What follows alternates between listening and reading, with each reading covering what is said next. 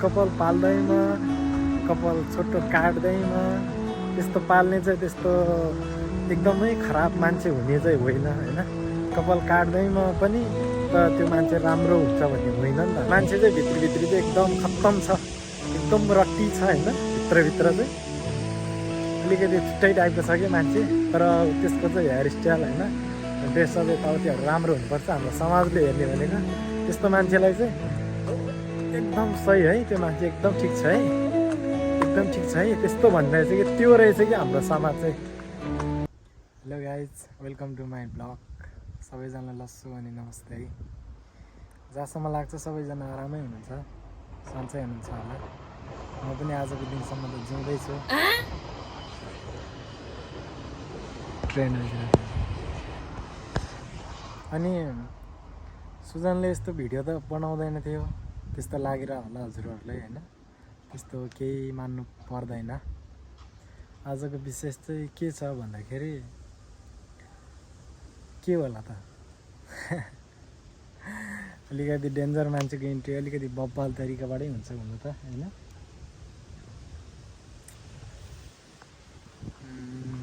मेरो पहिलो भ्लग है साथीहरू, यो पहिलो भ्लग पनि हो, पहिलो भिडियो पनि हो। भिडियो त अरू छन त छ अलिअलि हालेको, भए पनि यो भ्लगको हिसाबमा चाहिँ मेरो पहिलो भ्लग है।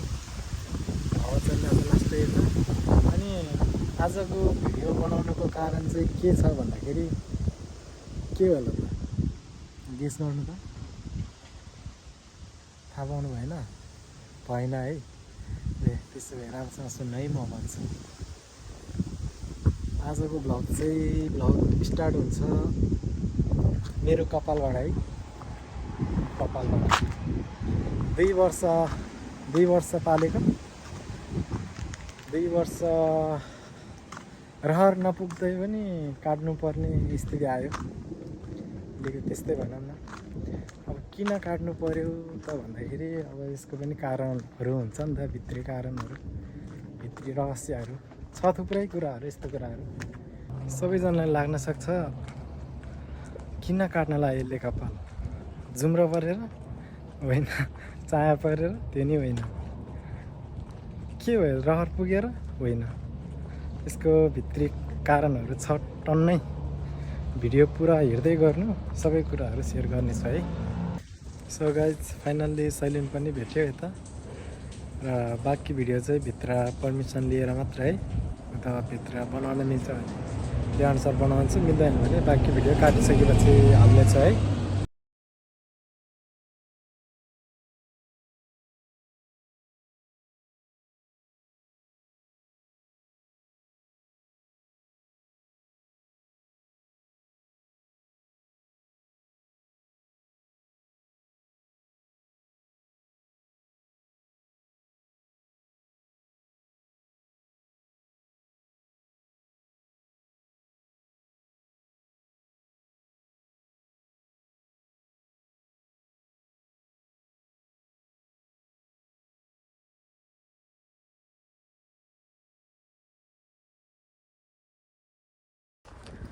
सो गाइज, फाइनल्ली कपाल पनि काटिसकेको छ। कपाल काटेर पनि म निस्किसकेको भनौँ। अब हिरोको लुक्स अब यता हेर्नु है त।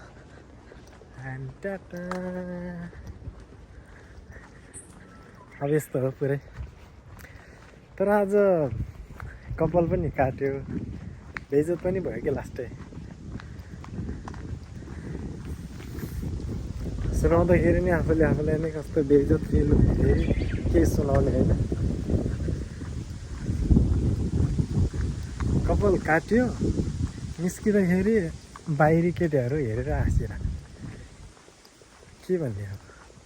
फेरि त्यही कपाल काट्ने केटीहरू भनौँ न, हजुरआमाहरू नि त्यस्तै के, यो बोइजको होइन, यो गर्ल्सको हो, यो पार्लर हो अगाडि नै भन्ने भयो।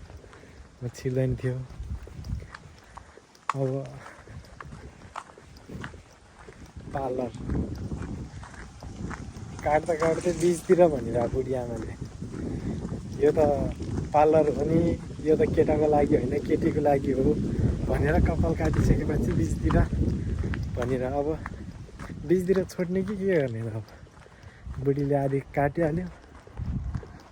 अब मैले कपाल चाहिँ किन काट्यो होला त है, सुन्नु है त, मैले किन काट्यो होला कपाल, यसमा हरेक कुराहरू छ क्या।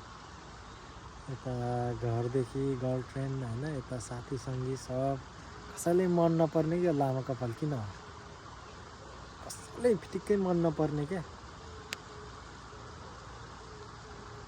मनपर्ने त छन त, तर कस्तो मान्छेहरूलाई मनपर्छ भन्दाखेरि म जस्तै, मेरो जस्तै अलिक कपाल लामो भएको त्यस्तोहरूले चाहिँ म कतिजना लामो भएको कस्तो दामी कपाल तिम्रो भन्ने।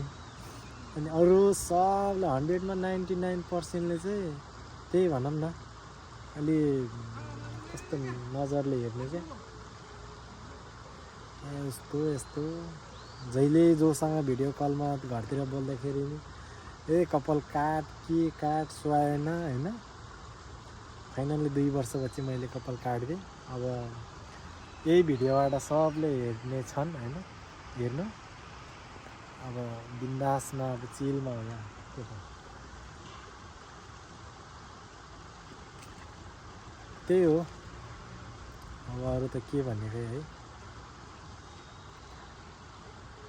खुसी पनि लागिरहेछ, हल्का दुःखी पनि भइरहेछ है, किनकि अब 2 वर्षपछि 2 वर्षसम्म पालेको कपाल काट्दाखेरि हल्का दुःखी त नहुने कुरै हुँदैन, भइहाल्छ नै है। अनि खुसी चाहिँ कुन कुरामा हुन्छ भन्दाखेरि, जुन मैले कपाल काटेपछि मेरो घर परिवार होइन, मेरो आफन्तहरू भनौँ न, जुन मैले कपाल पाल्दाखेरिको उनीहरूलाई कस्तो कस्तो लागिरहेको थियो नि त, यस्तो पालेछ उस्तो पालेछ त्यस्तो उस्तो भएछ भन्ने सोच भइरहेको थियो नि त पहिला त। अब कपाल काटेपछि त काटेछ है भन्ने त भयो नि। विशेष गरी चाहिँ मेरो गर्लफ्रेन्ड पनि है, दिनकै रिसाउँ, अब बोल्नुपर्ने दिनकै बोल्नुपर्ने उसँग, अब उसैले कपाल मन नपर्ने क्या, उसैले काट कि काट भन्ने, जहिले झगडा पर्ने, अनि जहिले झगडा पर्ने त्यो कपालको बारेमा। अब आजबाट कपाल पनि काटेर फालिदियो, अब झगडा हुने कुरै हुँदैन। अब छोरा सुध्रिसक्यो अब आजबाट।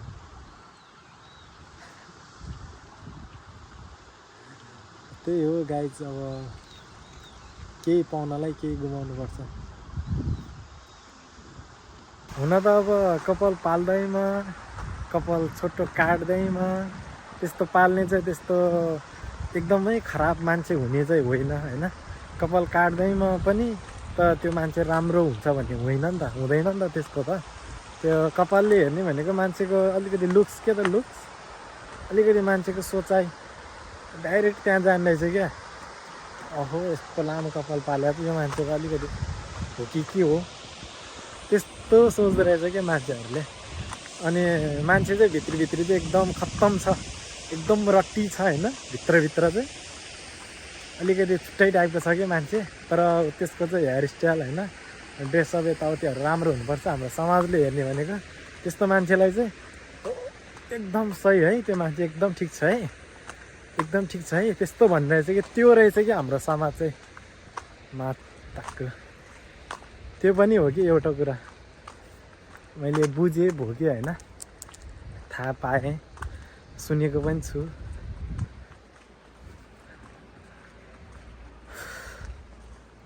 औडा लाग्छ हो यस्तो कुराहरू सम्झिँदाखेरि त।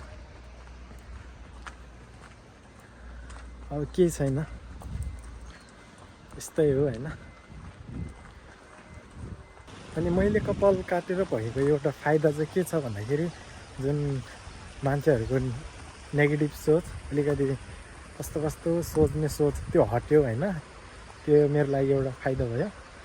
र बेफाइदा चाहिँ के भयो भन्दाखेरि छ नि, अब फाइदा बेफाइदा हरेक कुरामा हुन्छ होइन।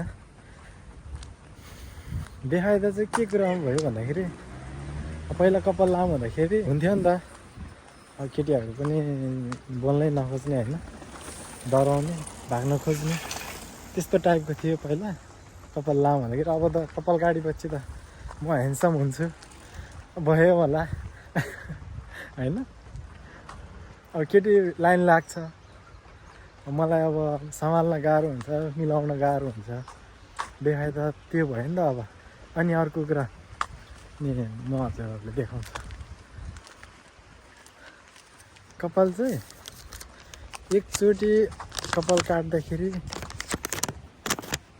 यहाँ हेर्नुहोस्, यो कति हो? यो एनमा 4950 होइन हो नि, 5000 दिएको 50 एन फिर्ता आयो क्या एकचोटि कपाल काट्दाखेरि। ल महिनामा एकचोटि काटे पनि वर्षको 12 चोटि भनेपछि 5000 × 12 गर्दा कति 60000 हुन्छ होइन एक वर्षमा। म त यहाँलाई 3-4 वर्ष बस्छु होला। 3-4 वर्षमा त मैले त 2-3 लाख त कपाल मात्र काटेको छु। त्यो हिसाबमा त 2 वर्षमा कपाल जुन मैले काटेको थिएन नि त्यतिखेर 1 सुको नि खर्च थिएन क्या। अबदेखि चाहिँ मेरो खर्च उठ्छ है, केटा हो साथी हो। महिनाको एकचोटि त जसरी पनि काट्नु पर्ला होइन। अब 5000को बिल आएपछि त त्यही हो क्या, घाटा चाहिँ त्यो हो क्या।